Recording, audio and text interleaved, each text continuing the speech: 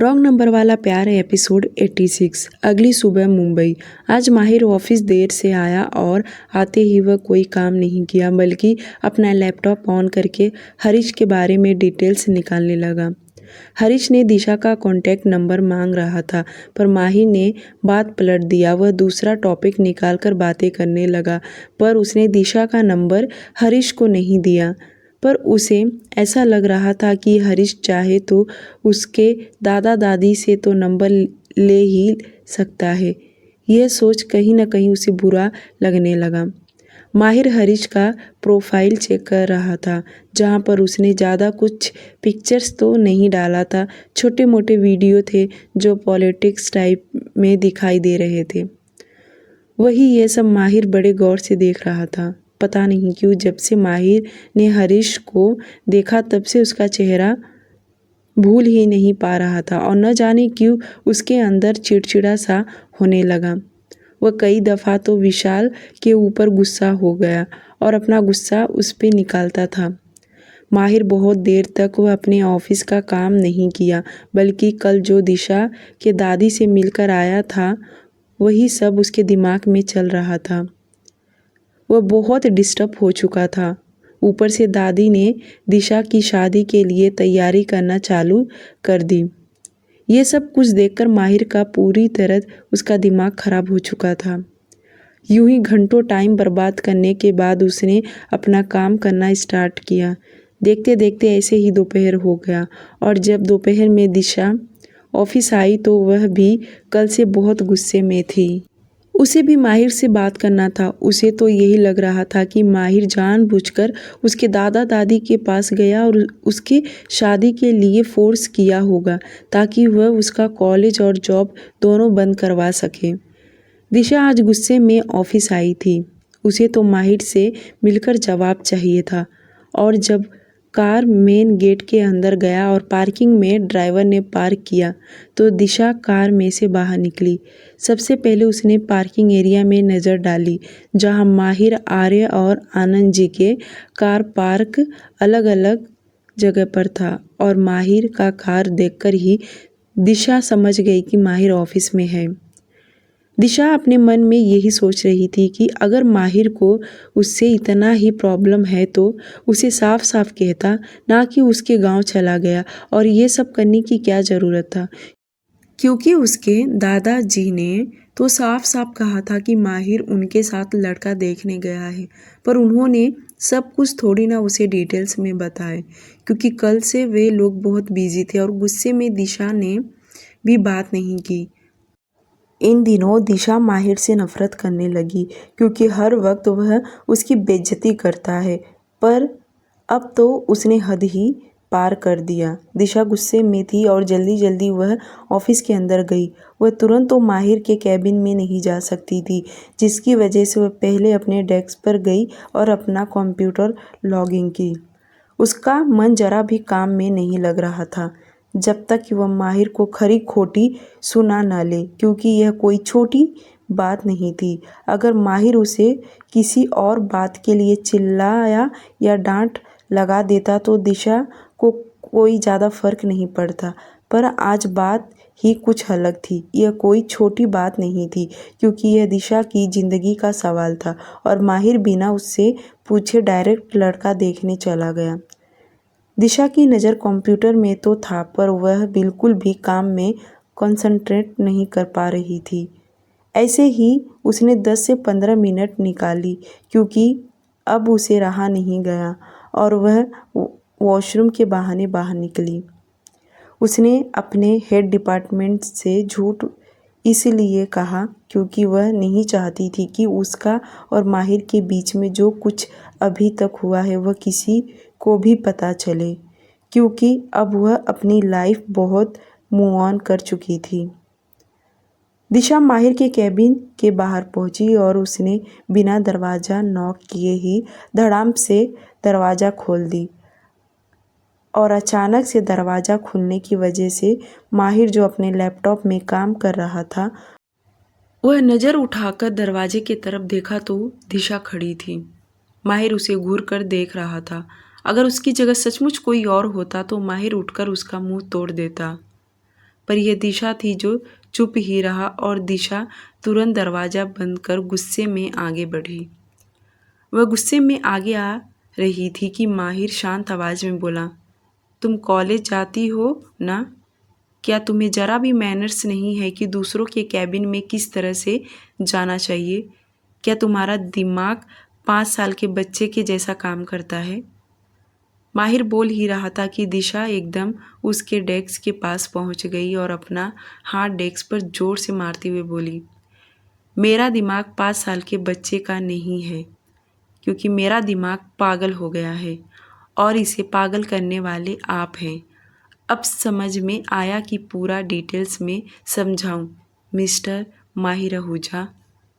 दिशा को इस लहजे में बात करता देख माहिर चेयर से उठ खड़ा हुआ और दिशा के सामने एकदम आया और अपनी रौबदार आवाज़ में बोला, किस लहजे में तुम मुझसे बात कर रही हो? मुझे क्या समझाओगी तुम? और जो मैं तुम्हारी बात समझ जाऊंगा? क्या इतनी समझदार हो तुम जो तुम्हारे समझाने से मैं समझने वाला हूँ? माहिर कभी भी किसी की बात सुनकर नहीं लेता। वह तो दिशा है जो अपने सामने बोलने का इतना मौका दे रहा है, वरना कोई और होता तो कप का उठाकर यहीं से फेंक देता। फिर भी दिशा की बदतमीज़ी वाली बातें सुनकर माहिर कभी नहीं लेता। आज तो दिशा भी कहाँ शांत रहने वाली, क्योंकि वह भी कल से बहुत कुछ प्रिपेयर कर ली थी कि वह माहिर को बगैर सुनाए रहेगी नहीं। और आज वह जो बोलना स्टार्ट की तो चुप होने का नाम ही नहीं ले रही। दिशा भी भड़कती हुई आवाज़ में बोली, क्या ज़रूरत था आपको मेरे दादा दादी के पास जाने का, और ऊपर से मेरे लिए रिश्ता देखने का? किसने कहा था ये सब करने के लिए? मैंने आपसे कही थी। जो आपने ये सब किया, आपको पहले से सब कुछ मेरे बारे में पता है ना? फिर भी आपने मेरी ज़िंदगी के साथ खिलवाड़ कर रहे हैं। इतना बोलने के बाद दिशा चुप हुई। माहिर उसकी बातें बड़े गौर से सुन रहा था। दिशा आगे बोली, यह सब करके आपको क्या मिल जाएगा? हमें बताइए, क्या मिल जाएगा? आप आए दिन मुझे परेशान करते रहते हैं, तो भी मैं कुछ नहीं कहती। पर यह शादी वाली बात आपने क्यों लाया बीच में? अगर आपको मुझसे इतनी ही दिक्कत हो रहा है तो मैं कल से कॉलेज और जॉब छोड़ने के लिए तैयार हूँ। पर आपने जो मेरे दादा दादी और मेरे परिवार वालों के साथ इतना बड़ा गेम खेला है ना, ये मुझे ज़रा भी पसंद नहीं आया मिस्टर आहूजा। हाँ, मैं आपसे प्यार करती हूँ, पर अब आपसे नफ़रत करने लगी हूँ। गलती हो गई मेरी जो मैंने आपको पसंद की। मुझे नहीं पता था जिसे इतना चाहे वह इंसान इतना खुदगर्ज निकलता है। माहिर उसकी बदतमीज़ी अब सहन नहीं कर पाया और वह दांत पीसते हुए अपनी उंगली दिखाकर वार्निंग देते कहा, बस बहुत हो गया। इसके आगे तुम्हारी मैं एक बात भी बर्दाश्त नहीं करूँगा।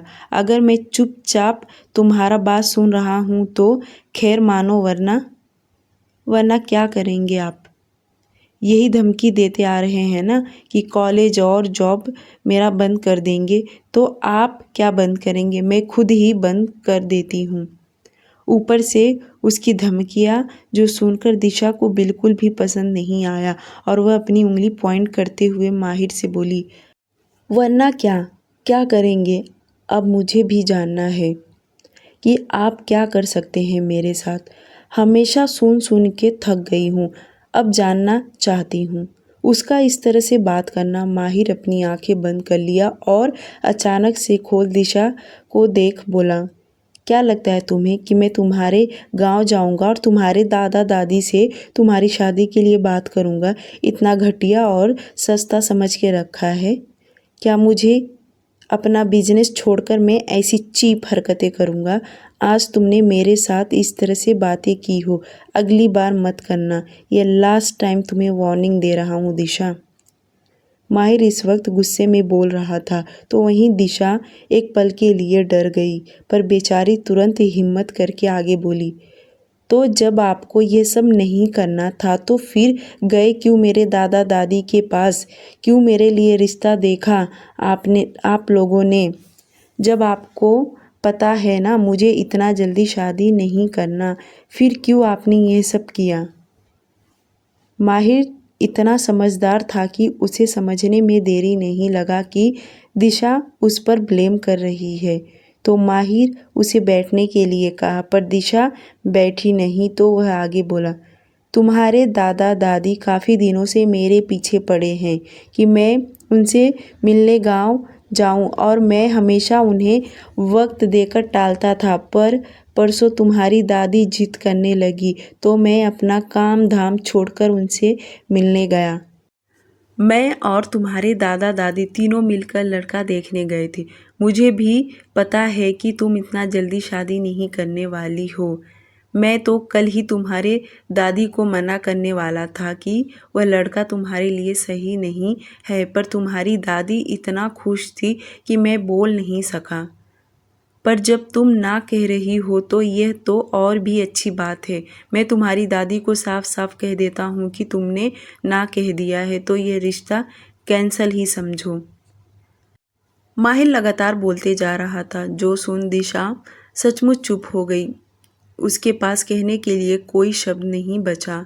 जब माहिर ने लास्ट वाला शब्द कहा कि वह खुद मना करने वाला था, पर उसकी दादी को खुश होने के नाते उसने कुछ बोला नहीं।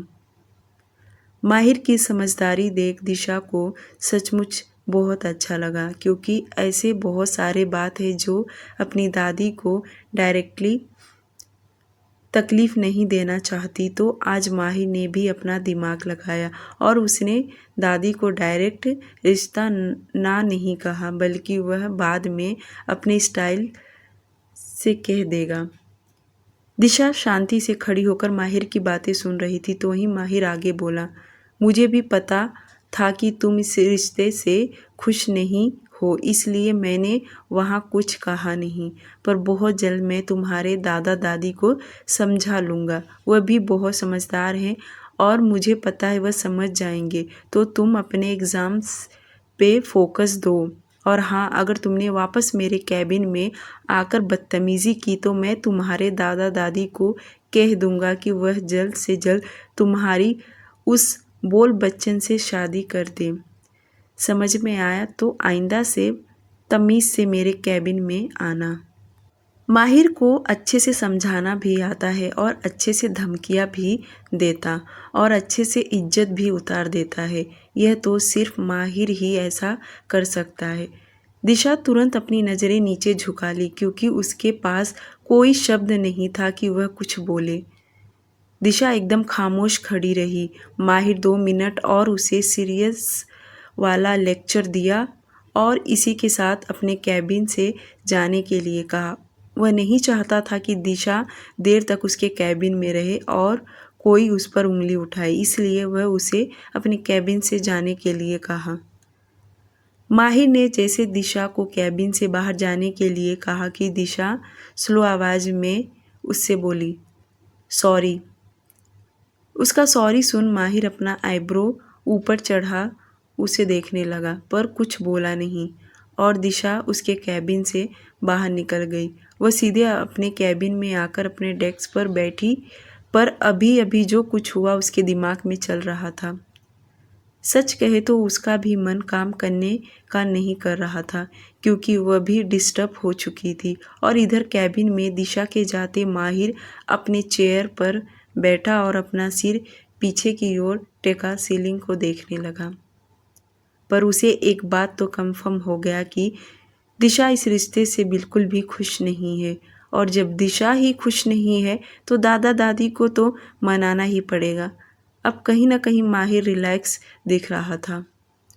दूसरी तरफ वेस्ट बंगाल कोलकाता, माया जी श्याम जी को जब से खबर मिला था कि इस वक्त शगुन का मिसकैरेज हो गया है तो उन्हें बहुत दुख हुआ और वह चाहते थे कि इस वक्त उनकी बेटी उनके पास रहे, पर वह इतनी दूर थी कि चाहकर भी वह खुद नहीं जा सकते। माया जी शगुन से सुबह शाम दिन में कई बार वे लोग शगुन से बात किया करते थे। श्याम जी ने माया जी से कहा, अब हमें जल्द से जल्द राशि के लिए लड़का देखना चाहिए ताकि इसी साल के अंदर इसकी शादी हो जाए तो हम अपनी बेटी को इंडिया अपने घर बुला सकते हैं। हमारे आंखों के सामने रहेगी, क्योंकि उसके मिसकैरेज होने के नाते वे चाहते थे कि इस हाल में शगुन उनके साथ रहे। शाम को जब राशि घर आई तो माया जी और श्याम जी दोनों ने उससे बात किया कि राशि इसी साल शादी करे। पहले तो राशि तैयार नहीं हो रही थी, पर जब श्याम जी ने उसे बड़े प्यार से समझाया तो राशि भी समझ गई कि उसकी फैमिली सही तो कह रही है। आज नहीं तो कल उसे शादी करना ही है, तो क्या फ़र्क पड़ेगा अगर जल्दी करेगी तो। वैसे भी उसके शादी करने से उसकी छोटी बहन उसके साथ तो रह सकती है। उसे इस तरह होटल में नहीं रहना पड़ेगा और ना ही दुनिया वालों से छुप के। राशि इतना जल्दी तो शादी नहीं करना चाहती थी, पर अब उसने फाइनल डिसीजन ले ली और उसके फैसले पर सब खुश थे। सभी लोग साथ में खाना खाए। राशि जब अपने कमरे में सोने चली गई तो श्याम जी माया जी से बोले, हमें अब रिश्तेदारों में कह देना चाहिए कि हमारे राशि के लिए लड़का देखे, ताकि इस साल के अंदर उसकी शादी हो जाए। माया जी श्याम जी अब देर नहीं करना चाहते थे। वह चाहते थे कि कुछ ही महीनों में राशि के लिए लड़का देख लें और उन्हें तैयारियां भी तो करना है। इसी तरह वे दोनों काफ़ी देर रात तक बातें करते रहे। उन्होंने तो आधा से भी ज़्यादा प्रॉब्लम आज ही सॉल्व कर लिया। इटली रोम सिटी रात के 8 बजे। इंडिया में तो गहरी रात हो चुका था, तो इटली में अभी रात के 8 बज रहे थे। वहीं कमरे में अथर्व और शगुन दोनों बाहर जाने के लिए रेडी हो रहे थे। अथर्व ने आज ब्रियोनी ब्रांड का इटालियन सूट पहना था, जिसमें वह हद से ज़्यादा हैंडसम दिख रहा था, और आज उसका सूट शगुन ने ही सेलेक्ट किए थे। Shagun mini bell sleeves black short dress पहनी थी, साथ में डायमंड ब्रेसलेट और नेकलेस कैरी की हुई थी, और अब तो वह अच्छा खासा मेकअप भी कर लेती है। उसने ब्लैक ड्रेस पर डार्क चेरी लिपस्टिक लगाई। दोनों ड्रेसिंग टेबल के पास तैयार हो रहे थे। अथर्व तो पहले रेडी हो गया था, सिर्फ परफ्यूम लगाना बाकी था, और जब उसने परफ्यूम क्लोंगे सेट में से एक स्ट्रॉन्ग वाला निकाला और अपने सूट पर स्प्रे किया। अथर्व मिरर में से शगुन को देख मुस्कुराया और उसके तरफ देख परफ्यूम उसके बॉडी पर स्प्रे किया। परफ्यूम स्ट्रॉन्ग होने के नाते शगुन तुरंत नाक पकड़ बोली, मुझे क्यों लगाया आपने? कितना स्मेल आ रहा है, और लोगों को क्या लगेगा? मैंने मेंस परफ्यूम लगाई हूँ। ये सुन अथर्व मुस्कुराया और उसके कमर को पकड़ अपने तरफ किया और धीरे से उसके कान में बोला, ये तो अच्छी बात है कि लोगों को पता होना चाहिए कि तुम्हारे शरीर में सिर्फ अथर्व अडानी का खुशबू है।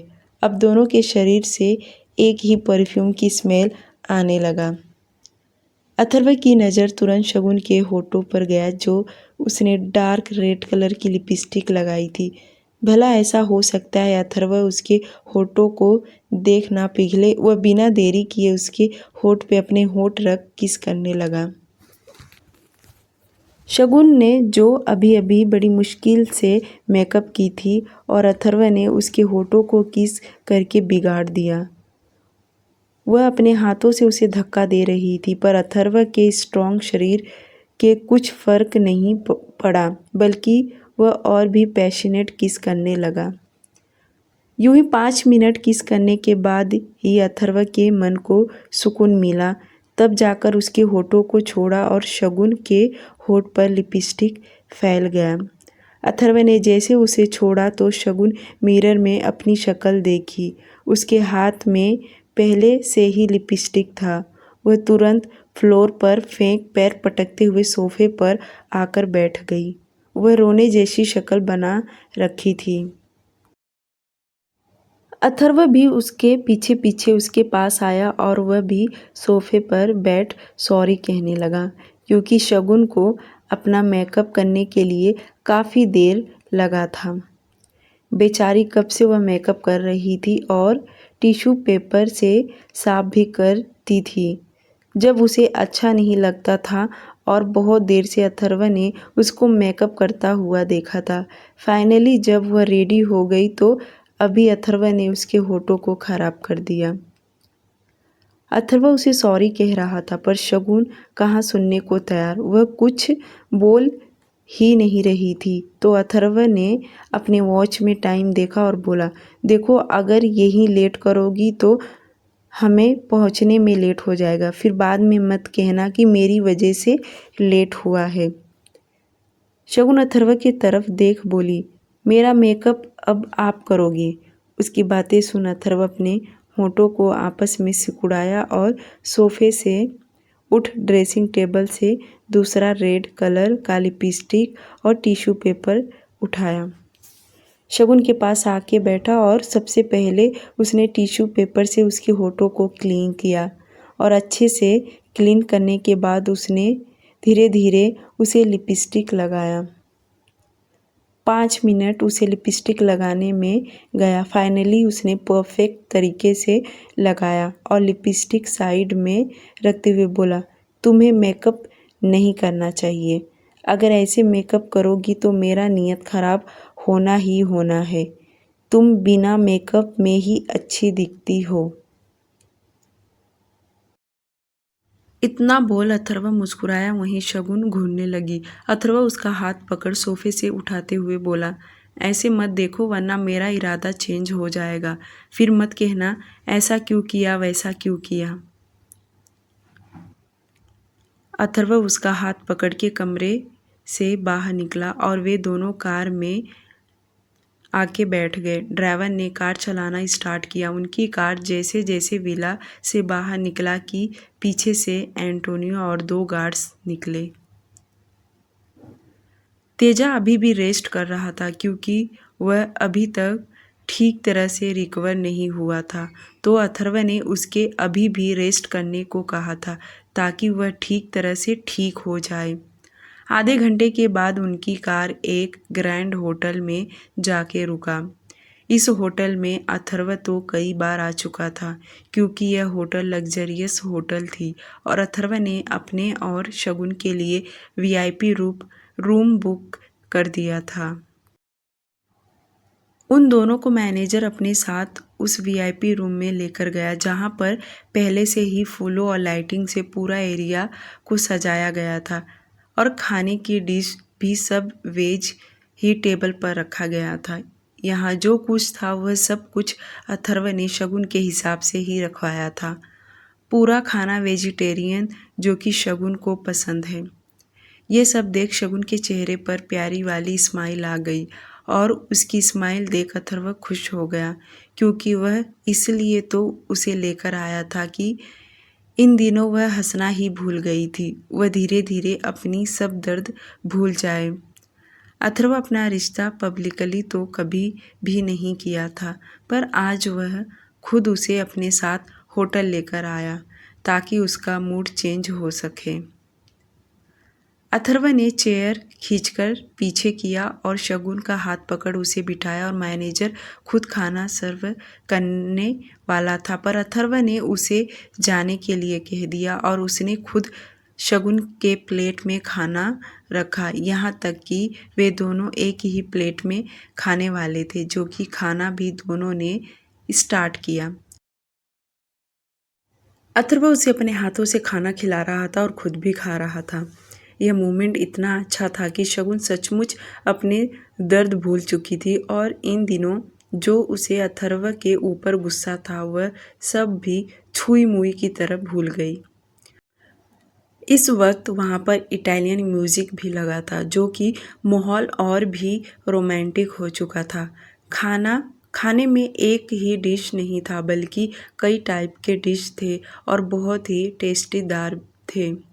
अथर्व ने एक एक करके सारे टेस्ट भी किया और शगुन को टेस्ट भी करा रहा था।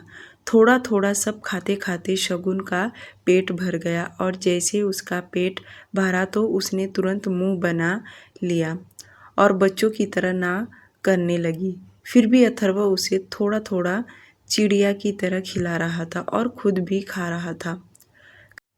करीब 1 घंटे के ऊपर उन दोनों को खाना खाने में गया। अब रात के करीब 10 बज चुके थे। शगुन ने धीरे से काया को मैसेज कर दी, क्योंकि जिस काम के लिए उसने अथर्व को यहाँ लेकर आई है वह तो उसे करना बहुत इम्पोर्टेंट था। शगुन ने जैसे उसे मैसेज की तो तुरंत अपना मोबाइल पर्स में रख दी। अथर्व टिश्यू पेपर ले अपना हाथ और होंठ साफ किया। उसके बाद वह उठकर वॉशरूम में गया और हाथ क्लीन करके बाहर आया। आज शगुन तो अपने हाथों से खाना नहीं खाई थी, तो उसका हाथ तो बिल्कुल साफ था।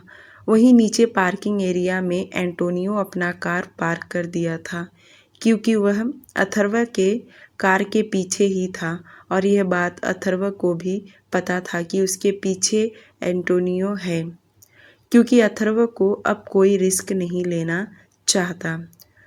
अथर्व ने उसे ऊपर आने नहीं दिया, क्योंकि वह खुद शगुन के साथ था और वह नहीं चाहता कि एंटोनियो के आने से शगुन का मूड खराब होए।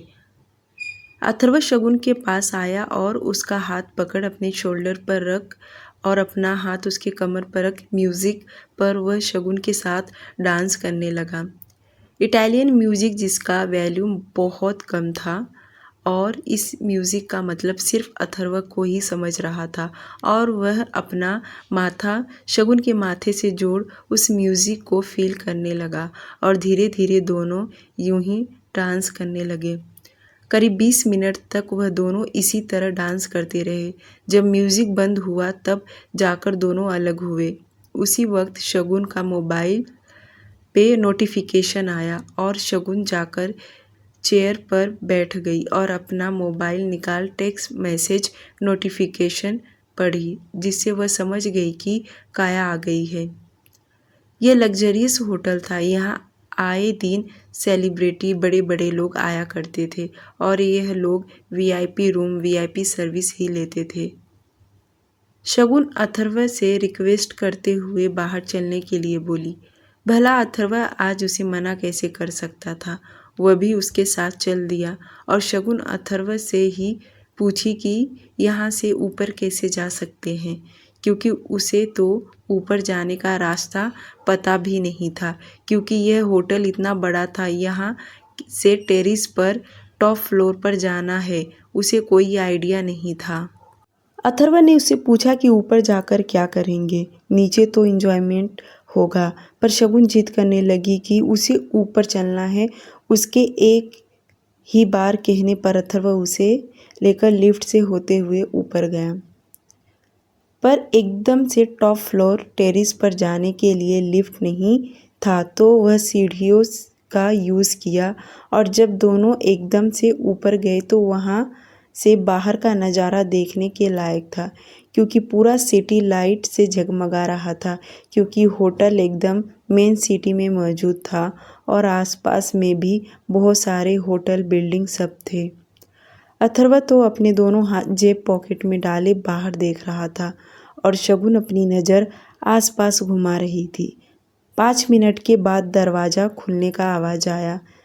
आवाज़ सुन शगुन और अथर्व उसी ओर देखे तो 3-4 लोग आए और जैसे वे लोगों ने कदम आगे रखा कि शगुन मुस्कुराते हुए अपने कदम आगे बढ़ाई।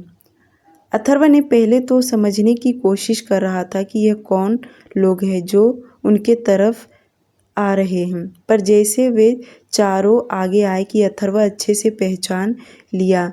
पहले उसकी नज़र काया पर गया और उसके बगल में शनि था। उनके साथ उसके 2 चेले थे। काया को तो देख अथर्व की आंखें फैल गया और जैसे उसे महसूस हुआ कि शगुन उनके तरफ कदम बढ़ा रही है, तो वह झट से उसका हाथ पकड़ अपने तरफ खींचा, क्योंकि शगुन 2-3 ही कदम आगे बढ़ी थी। अथर्व को क्या पता कि शगुन ने इन सबको इनवाइट किया है। उसके इस तरह से खींचने से शगुन एकदम अथर्व के करीब आ गई। काया एकदम से टेढ़ा मुस्कुराते हुए बोली, वेल डन शगुन, वेल डन। काया का इतना कहना कि अथर्व शगुन की तरफ देखा। वहीं शगुन अथर्व को समझाते हुए बोली, देखो अथर्व, गलत मत समझना। तुमने इस लड़की के साथ जो कुछ किया है ना, वह सब गलत किया है, क्योंकि मैं सब कुछ जान गई हूँ। तुम्हारा और इसका वेडिंग पिक्चर्स भी देखी हूँ। काया मुझसे मिलने कोलकाता आई थी। इसकी और मेरी मुलाकात होटल में ही हुआ था, और जब मैं तुम्हारे बारे में सच्चाई जानी तब से मेरी कंडीशन बिगड़ा है। मैं तो उसी वक्त अपने फैमिली वालों को बताना चाहती थी पर नहीं बताई, और मैं यहाँ आना भी नहीं चाहती थी। पर उसी वक्त मेरे प्रेगनेंसी का रिपोर्ट आया, जिसकी वजह से मुझे आना पड़ा। देखा ना मेरे साथ कितना बुरा हुआ है। ये सब पता है क्यों हो रहा है? क्योंकि तुमने इसके साथ गलत किया है, इसलिए हमारा कभी भला नहीं हो सकता। तो भलाई इसी में है कि तुम इससे माफ़ी मांगो।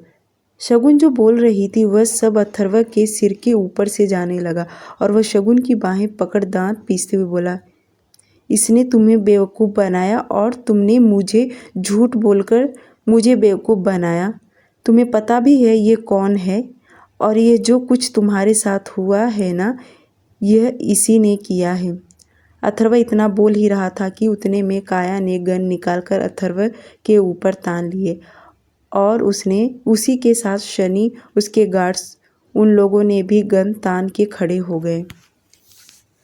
उतने में अथर्व ने भी अपने बैक साइड से गन निकाला और उन पर तान लिया, और शगुन ने जैसे अथर्व को गन निकालते देखी कि वह पीछे पलट के काया के तरफ देखी, तो चारों ने गन हाथ में ले खड़े थे। यह नज़ारा देख शगुन के होश उड़ गए, और वह तुरंत अथर्व के हाथ पकड़ गन नीचे करने लगी, पर अथर्व मजबूती के साथ हाथ टाइट किया हुआ था। शगुन तुरंत काया से बोली, काया तुम ये क्या कर रही हो? गन नीचे करो, बैठकर बातें करते हैं। ये बोलते वक्त शगुन अथर्व के आगे आई, और अथर्व अभी भी शगुन का हाथ पकड़ पीछे कर रहा था, पर शगुन काया को गन नीचे करने के लिए चिल्लाती रही, पर काया कहाँ आज सुनने वाली। काया भला इतना अच्छा मौका कैसे जाने दे सकती। वह एकदम खतरनाक लुक दे रही थी और अजीब तरह से मुस्कुराते हुए बिना वक्त गंवाए उसका गन लोड था। अथर्व तो शगुन का हाथ पकड़ अपने पीछे करने में परेशान था, क्योंकि शगुन आगे आ रही थी और तो और वह अथर्व का गन छीन रही थी।